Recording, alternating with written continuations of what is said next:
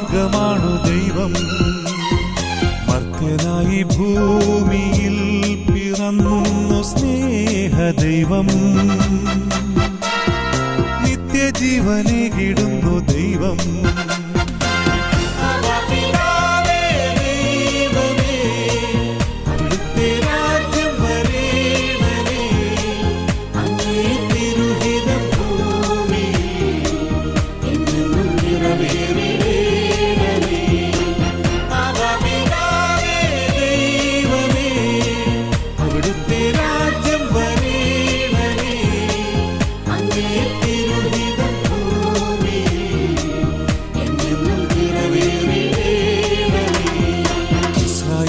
നാഥനായി വാഴുമേക ദൈവം.